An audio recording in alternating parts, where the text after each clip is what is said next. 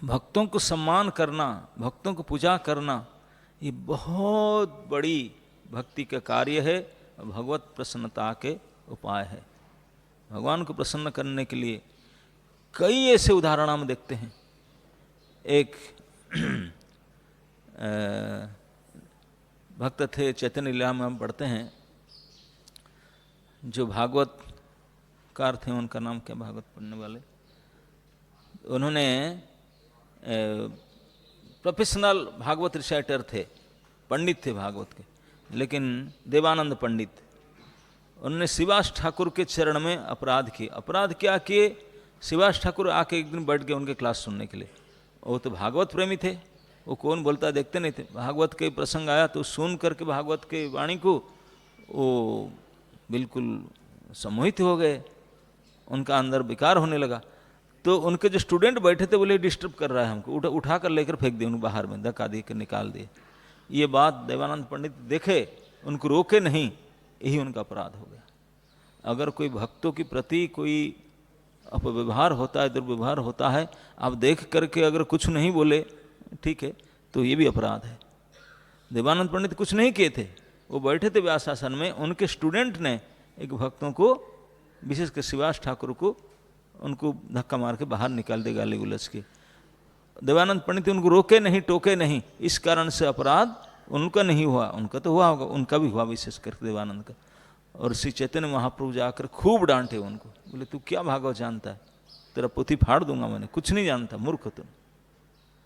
तो उन्हें पंडित थे, समझ गए, बोले ये तो भगवान ने आकर हाथ जोड़ के माफ़ी मांगे। बोले ना, मैं तुझे कभी क्षमा नहीं करूँगा। तो ये देवानंद पंडित जब एक बार बक्रेश्वर पंडित गए थे, उनके सेवा की,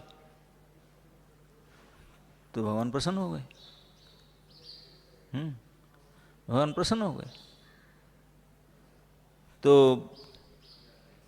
तो अगर कोई भक्तों की सेवा करते हैं, भगवान अपराध को मिटा करके माफ कर देते हैं।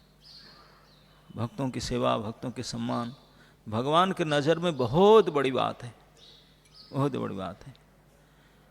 हम लोग जो डेली जप करते हैं, हम जैसे साधक स्तर में है, नए साधक है, प्राय सारे भक्त के एक प्रश्न उठाते हैं, हाँ जी क्या करूं, नाम तो करता हूं, करती हूं, लेकिन मन नहीं लगता, क्यों?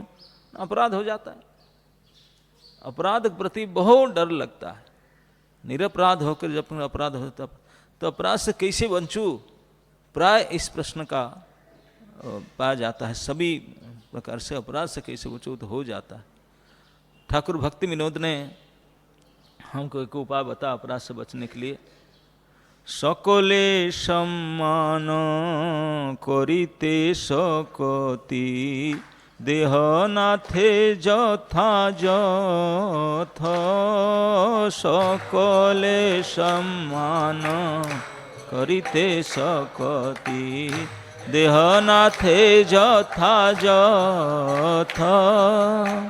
तबे तो गाइब हरि नाम सुखे, तबे तो गाइब अपराध हबे हत, अपराध हबे हत।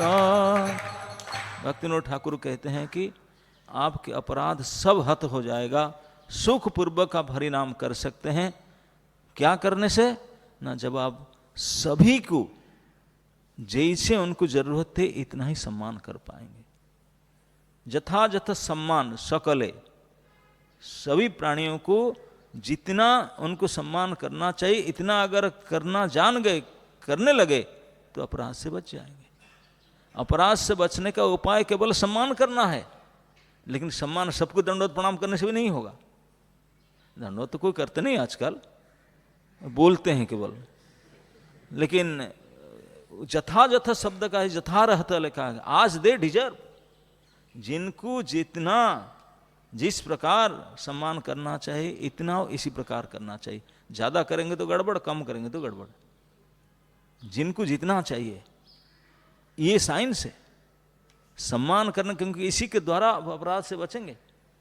तो हम लोग को अगर सम्मान करने का विधि सीखेंगे, इसलिए गुरुदेव कृपा बिंदु दिया कर दास से प्रार्थना करते हैं कि मुझे सिखाओ मैं कैसे दूसरे को भली प्रकार से सम्मान कर पाऊँ, क्योंकि भली प्रकार से सम्मान करने से अपराध से बच जाऊंगा और सुखपूर्वक हरिनाम कर पाऊंगा। सुखपूर्वक शुद्ध हरिनाम करेंगे तो जीवन सफल हो गया कि नहीं। और ये सफलता किसके ऊपर टिका हुआ है?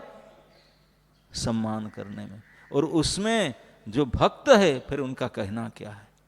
भक्त लोग को अगर ठीक प्रकार से सम्मान नहीं कर पाए तब तो गया, काम बिगड़ करके रहा।